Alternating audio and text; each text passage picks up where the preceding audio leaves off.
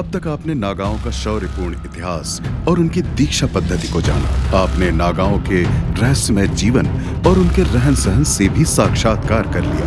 पिछले एपिसोड्स में आप सनातनी आर्मी के रेजिमेंट यानी अखाड़ों के गठन के पीछे के उद्देश्य और उसकी 4 बटालियन से जुड़े रहस्यमय व अनोखे तथ्यों से भी रूबरू हो चुके हैं। अब जानिए 2 और बटालियंस की कहानी।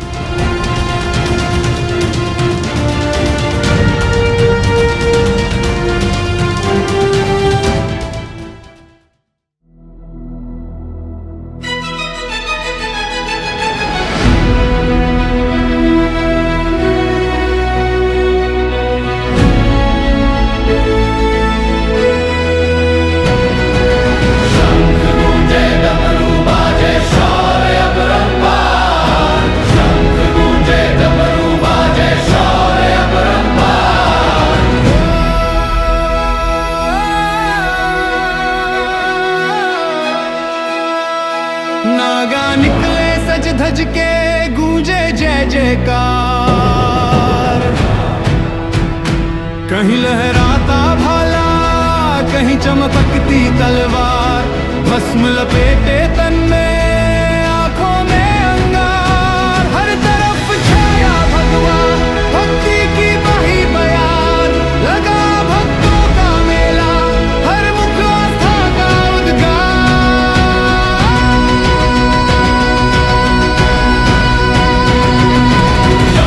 गूंजे डमरू बाजे शौर्य अपरंपार, शंख गूंजे डमरू बाजे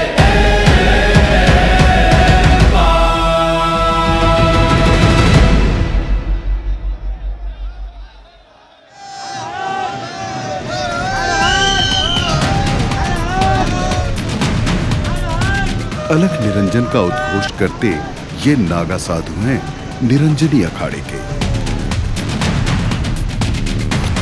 अवसर है प्रयागराज कुंभ में इनकी आमद का।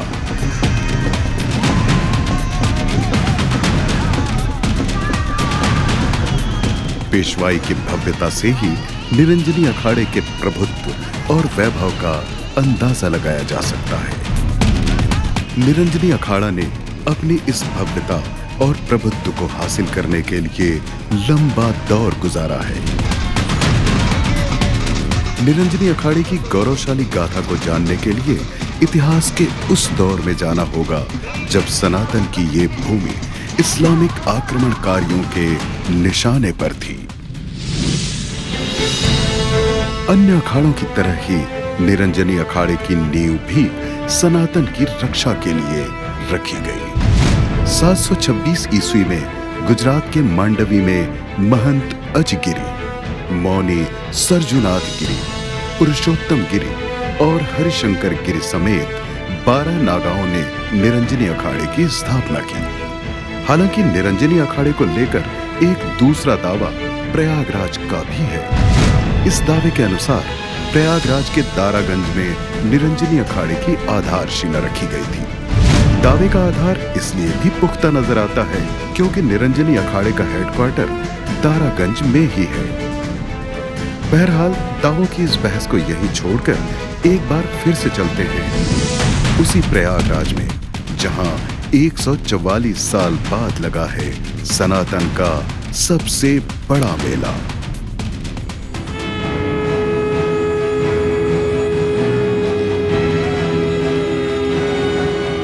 संगम नगरी में लगे महाकुंभ में आस्थावानों के साथ साथ अखाड़ों का भी संगम हुआ है। इन अखाड़ों में जिस अखाड़े ने सबसे ज्यादा सुर्खियां बटोरी है वो है निरंजनी अखाड़ा।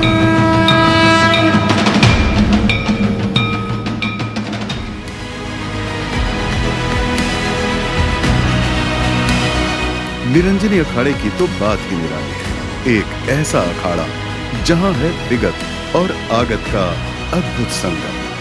एक ऐसा अखाड़ा जहां है दिव्यता और भव्यता का अद्भुत संयोजन। एक ऐसा अखाड़ा जहां है पूर्व और पश्चिम का मिलन।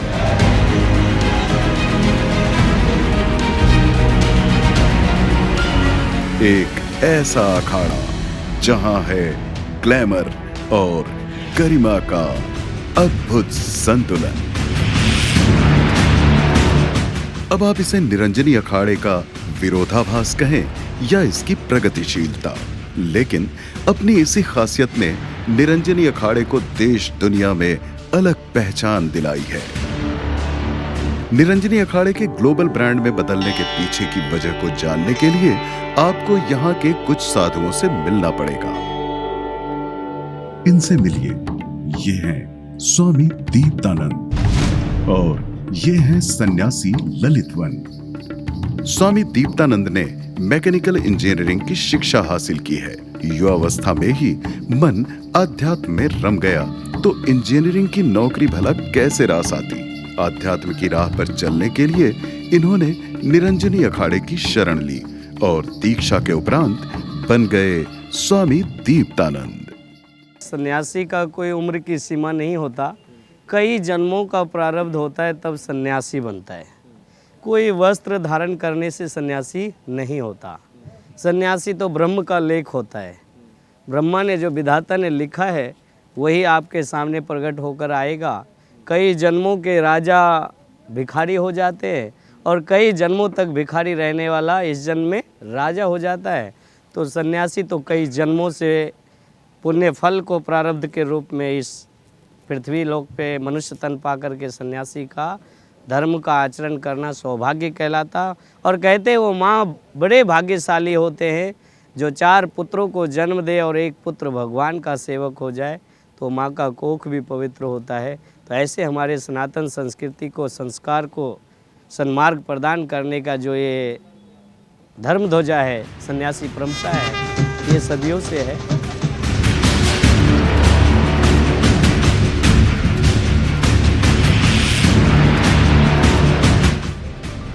सन्यासी ललितवन की कहानी भी काफी कुछ दीप्तानंद से मिलती जुलती है। आंखों में ब्रांडेड गॉगल्स, हाथों में वॉकी टॉकी और महंगी गाड़ी की सवारी। इनकी ये लाइफस्टाइल इन्हें आकर्षण का केंद्र बना देती है, लेकिन इनके सन्यासी ललितवन बनने की कहानी काफी रोचक है। हमने अपना प्राथमिक और माध्यमिक शिक्षा पूरी कर ली थी, फिर हम गुरुजी की सेवा में आ गए थे। गुरुजी ने हम पे बड़ी कृपा उपकार की कि हमारी ज़िंदगी में गुरु लोग आए और हमें ये धर्म की रक्षा करने का अवसर दिया उन्होंने। ये सब प्रभु की कृपा होती है। ये आपके चाहने से, हमारे चाहने से, किसी के चाहने से नहीं होते।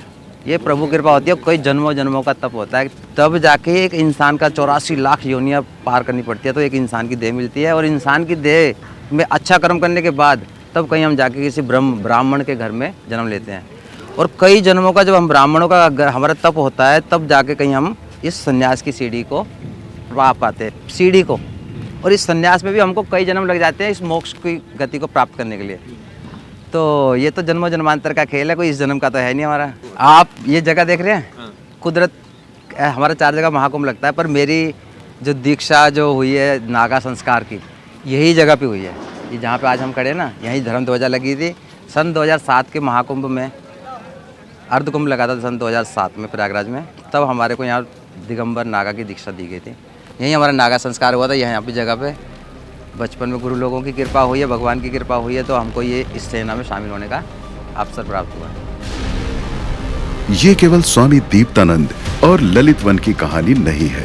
पंचायती श्री निरंजनी अखाड़ा के अधिकांश संत हाईली क्वालिफाइड हैं। कोई इंजीनियर है तो कोई मैनेजमेंट प्रोफेशनल, कोई एस्ट्रोनॉट है तो कोई एस्ट्रोलॉजर। देखिए हमारे अखाड़े में LLB भी है, इंजीनियर भी हैं जो नौकरी छोड़ के आए हैं, इंजीनियरिंग की पढ़ाई जो छोड़ के आए वो भी है, और पोस्ट ग्रेजुएट भी हैं, ग्रेजुएट भी हैं। तो इस तरह के सभी तरह के पढ़े लिखे संत हैं हमारे। निरंजनी अखाड़े के कुछ साधु भले ही काफी पढ़े लिखे हैं और ब्रांडेड वस्तुओं का उपयोग करते हैं, लेकिन अखाड़े का अपना विधि विधान है जिसके उल्लंघन की अनुमति किसी को नहीं है। निरंजनी अखाड़े के नियम अन्य अखाड़ों से अलग हैं। निरंजनी अखाड़े के सन्यासी सूर्यास्त के बाद अखाड़े से बाहर नहीं जा सकते और सूर्यास्त के बाद कोई भी स्त्री अखाड़े के भीतर नहीं आ सकती।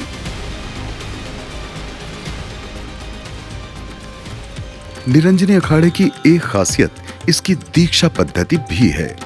निरंजनी अखाड़ा गृहस्थों को भी अस्थायी तौर पर दीक्षा देता है। गृहस्थों को दीक्षा देने से पहले उनकी आधी चोटी काटी जाती है। कई महीनों तक उनकी गतिविधियों पर नजर रखकर यह देखा जाता है कि उनके भीतर एक सन्यासी की तरह जीवन जीने के गुण आ गए हैं या नहीं। इस अवधि में अगर किसी का मन नहीं लगता तो उसे वापस घर भेज दिया जाता है। जिन साधकों के अंदर सन्यासी का जीवन जीने के लक्षण आ जाते हैं तो फिर ऐसे साधकों को कुंभ मेले के दौरान पूर्ण सन्यास की दीक्षा दे दी जाती है। निरंजनी अखाड़े में हम किसी को भी महामंडलेश्वर बनाते हैं, साधु बनाते हैं, नागा बनाते हैं तो हम बहुत परखते हैं, उनके घर तक जाने का प्रयास करते हैं। हमारा कोई न कोई सिपाही उनके घर तक जाता है कि ये विवाहित तो नहीं है, हाँ ये घर छोड़ के तो नहीं आए, पत्नी से लड़ाई करके तो नहीं आए, ये घर से किसी संकट के कारण तो नहीं आए, या किसी दूसरे उद्देश्य से साधु बनने तो नहीं आए। कि हमारे निरंजनी अखाड़े में जो भी साधु बनते हैं हम लोग उसको परखते हैं फिर बनाते हैं। हम महामंडलेश्वर उसी को बनाएंगे जो घर से संबंधित नहीं होगा, जो किसी स्त्री से संबंधित नहीं होगा, जो किसी भी परिस्थिति में घर से आदान प्रदान नहीं करेगा, घर से आवागमन नहीं करेगा। निरंजनी अखाड़े को करीब से समझने के लिए चलिए आपको प्रयागराज कुंभ में लगे पंडाल में लेकर चलते हैं। इस समय सुबह के 4 बज रहे हैं। ये समय है निरंजनी अखाड़े के आराध्य देव कार्तिकेय की मंगला आरती का।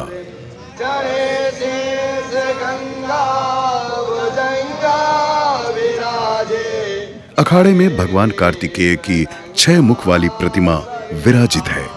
भगवान कार्तिकेय देवताओं की सेना के सेनापति हैं, जिन्हें निरंजन नाम से भी जाना जाता है।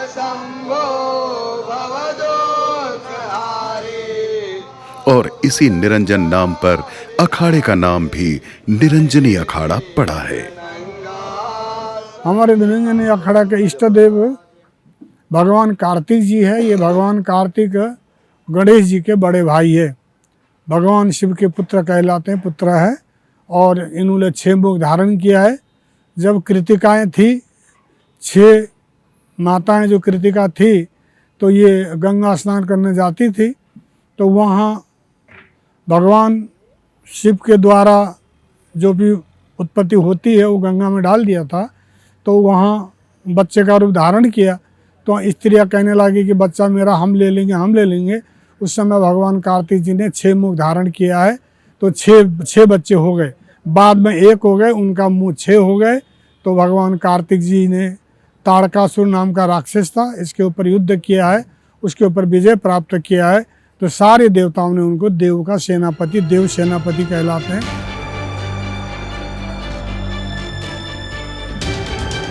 निरंजनी अखाड़े में दाखिल होते ही मुख्य द्वार के ठीक सामने कुटियां नजर आती हैं। इन कुटियों को मढ़ी कहा जाता है। इनकी संख्या है 52। इन 52 मढ़ियों के प्रमुख ही देश भर में निरंजनी अखाड़ों के आश्रमों और अखाड़े का संचालन करते हैं। हर कुटिया के सामने अखाड़े के आराध्य भगवान कार्तिकेय की प्रतिमा विराजित है। अखाड़े में गेरुआ रंग की धर्म ध्वजा लहरा रही है, जिस पर 52 सीढ़ियां हैं, जो अखाड़े की 52 मढ़ियों का प्रतीक हैं। इस परंपरा में हमारे गिरी, पुरी और भारती 3 इसमें व्यवस्थापन परंपरा में सचिव होते हैं, जो कि अपने अपने विभिन्न दायित्वों का निर्वहन करते हैं। तो गिरी, पुरी, भारती, इनमें 3 सचिव होते हैं। फिर नीचे कोतवाल हैं, थानापति हैं, महंत हैं, कोठारी हैं। विभिन्न दायित्व जो है व्यवस्थाओं की दृष्टि से बांटे गए हैं और सैनिकों के रूप में नागा सन्यासी हैं। निरंजनी अखाड़े की दुनिया काफी बड़ी है। 25 लाख से ज्यादा सन्यासी निरंजनी अखाड़े से जुड़े हुए हैं। इन सन्यासियों में से करीब 400 सन्यासी महामंडलेश्वर पदवीधारी हैं। अखाड़े का सर्वोच्च पद आचार्य महामंडलेश्वर होता है, जिस पर कैलाशानंद गिरी आसीन हैं। आचार्य महामंडलेश्वर कैलाशानंद गिरी जी की ख्याति देश की सीमाओं से परे 7 समुंदर पार तक पहुंच चुकी है। इनके दीक्षित शिष्यों में कई नामी गिरामी चेहरे हैं, जिनमें एप्पल के को फाउंडर स्टीव जॉब्स की पत्नी लॉरेन जॉब्स भी शामिल हैं। लॉरेन जॉब्स प्रयागराज महाकुंभ के दौरान महानिरंजनी अखाड़े के पंडाल में 7 दिनों तक रहीं। इस बीच निरंजनी अखाड़े के आचार्य महामंडलेश्वर कैलाशानंद गिरी ने उन्हें दीक्षा देकर अपना गोत्र भी दिया। दुनिया के सबसे बड़े परिवार सनातन को स्वीकार कर ले तो हमें लगता है कि भारत की और सनातन की जीत हुई है। कि स्टीव जॉब्स की मैसेज कैसे सनातनी बनी, उसका लॉरेन पवेलियन जॉब्स के नाम पर जगह पर कमला नाम रखा गया। उसको हमने अपना गोत्र दिया, हमने अपना उसको बेटी बनाया। तो कुंभ के बाद सनातन को एक बल मिला, सनातन को एक सीढ़ी मिली, सनातन को एक पर्याय मिला और इसका फलस्वरूप अखाड़ा है। आचार्य महामंडलेश्वर कैलाशानंद गिरी के नियंत्रण में निरंजनी अखाड़े का कामकाज चलता है। निरंजनी अखाड़े के देश भर में कई आश्रम, मठ, मंदिर और स्कूल कॉलेज हैं। क्योंकि हमारे यहाँ 3 कॉलेज हैं। हरिद्वार में हमारे यहाँ 3 कॉलेज हैं। एक हमारे यहाँ रामानंद इंस्टीट्यूट है जो टेक्निकल है, जिसमें इंजीनियरिंग भी है, बीटेक भी है, बी फार्मा भी है, बीबीए भी है। एक हमारे यहाँ post graduate SMJN PG college, जिसके अंदर कॉमर्स है और साइंस मास्टर डिग्री साइंस है, फिजिक्स, केमिस्ट्री, मैथ। तो जब हमारे यहाँ संस्था शुरू से बेस ही हमारा पढ़ाई का है, तो हमारे यहाँ शिष्य भी फिर पढ़ने के इच्छुक रखते हैं। जो कम उम्र के आते हैं बच्चे और संत बन जाते हैं, तो उसकी रुचि या संस्कृत में पढ़ने की है तो संस्कृत पढ़ते हैं, तो जो उसमें शास्त्रीय आचार्य हो जाते हैं। और अपनी इस पढ़ाई में पढ़ने की है तो अपना BA, BCom, BBA ये भी।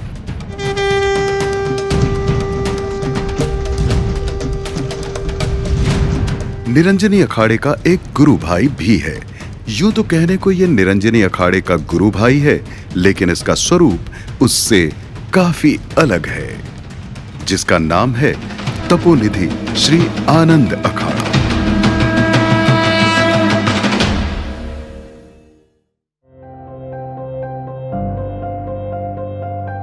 निरंजनी अखाड़े के उलट इस अखाड़े के साधुओं के लिए कंप्यूटर, टैबलेट और मोबाइल चलाने के अलावा दूसरी भौतिकवादी सुविधाएं पूरी तरह प्रतिबंधित हैं। हालांकि मिजाज भले ही अपने गुरु भाई से जुदा है, लेकिन निरंजनी अखाड़े के साथ इसका गहरा नाता है। बात चाहे कुंभ के दौरान लगने वाले शिविर की हो या पेशवाई बस शाही स्नान के लिए निकलने वाली सवारी की, ये अखाड़ा सदैव अपने बड़े गुरु भाई निरंजनी के साथ ही रहता है। अखाड़े के नाम में जुड़ा तपोनिधि और आनंद शब्द इस अखाड़े के नागा साधुओं के जीवन की विशेषता को दर्शाता है। मोह माया और दुनियावी आकर्षणों से विरक्त इस अखाड़े के नागा साधुओं के पास केवल एक निधि है, तप की इसी अमूल्य निधि के बदौलत इस अखाड़े के साधक एक अलग ही आनंद की अनुभूति में रहते हैं। तभी तो इस अखाड़े का नाम है तपोनिधि श्री आनंद अखाड़ा। श्री पंचायती आनंद अखाड़े की परंपरा है। हमारे अखाड़े की जो स्थापना हुई है विक्रम संवत 912 में बरार देश में, नागपुर, महाराष्ट्र में अनादिकाल से जो परंपरा चली आ रही है। सत्य की जय हो, धर्म की जय हो, अधर्म का नाश हो, ये हमारे यहाँ का जो मेन उद्देश्य होता है। श्री पंचायती आनंद अखाड़े की जो परंपरा है उसमें 4 सेक्रेटरी, 4 महंत, 4 कारभारी पुजारी, भंडारी, कोठारी, ये सब एक पद के अनुसार रहते हैं। तो आनंद अखाड़े के जो इष्ट देवता है वो सूर्य नारायण भगवान है। और इस सूर्य नारायण के भगवान के जो हमारी जो अहरह सूर्य उपासित, सदा हम सूर्य के उपासक रहते हैं और रहेंगे। ऐसे जो हमारे सनातन धर्म की जो हमारा एक मेन उद्देश्य यहाँ का जो है, यहाँ कपिल धारा बनारस में हमारे अखाड़े की स्थापना हुई है। हमारा गौरवशाली इतिहास रहा है। आनंद अखाड़े का सूर्य प्रकाश है। ये सूर्य आदि अनादि से चढ़ा है महाराज जी।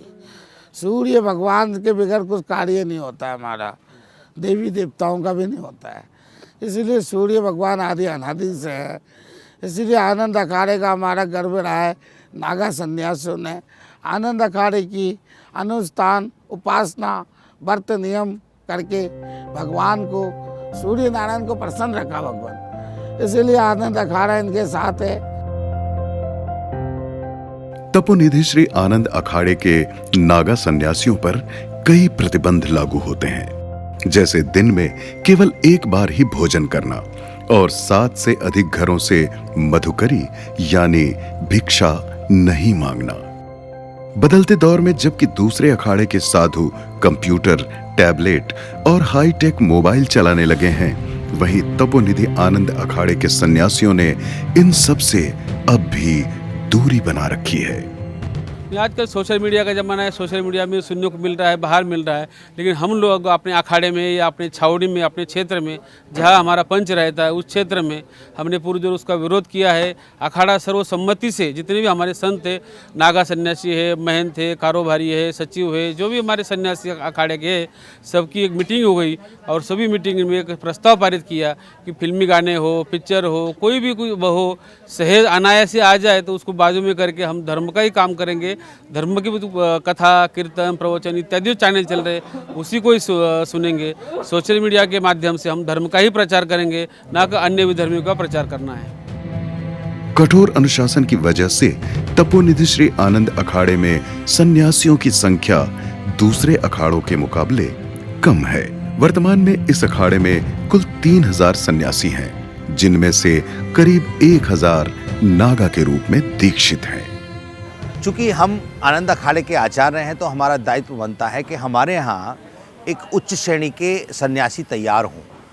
साधुओं का जब निर्माण हो तो वो साधु तपेश्वरी हो, शिक्षित हो, वैरागी हो और संसार को ज्ञान देने में उपयुक्त हो। तो यदि हम संसार को ज्ञान देना चाहते हैं तो हमको अपने अंतःकरण में भी ज्ञान को जागृत करना पड़ेगा। यदि हम अपने अंतःकरण में ज्ञान को जागृत नहीं करेंगे तो हम संसार को ज्ञान नहीं दे सकते हैं। तो 4 वेद, 6 शास्त्र, 18 पुराण, 84 ग्रंथ, 128 उपनिषद का जब हमको ज्ञान होगा तभी हम संसार को ज्ञान दे सकते हैं और उनकी शंकाओं का समाधान कर सकते हैं।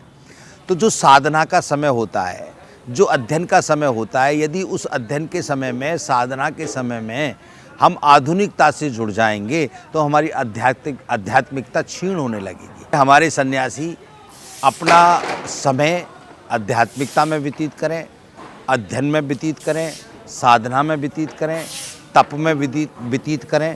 फालतू के जो भौतिकवाद की चीज़ें हैं उनसे दूरी बना करके रखें। तो बात चाहे पुरातन परंपरा के साथ आधुनिकता को भी अपना लेने वाले निरंजनी अखाड़े की हो या फिर अखाड़े की मान्यताओं पर अडिग रहने वाले उसके ही गुरु भाई आनंद अखाड़े की हो, दोनों अखाड़ों की जीवन शैली में ऊपरी अंतर भले ही दिखाई दे, लेकिन उद्देश्य दोनों का एक ही है, सनातन का संरक्षण।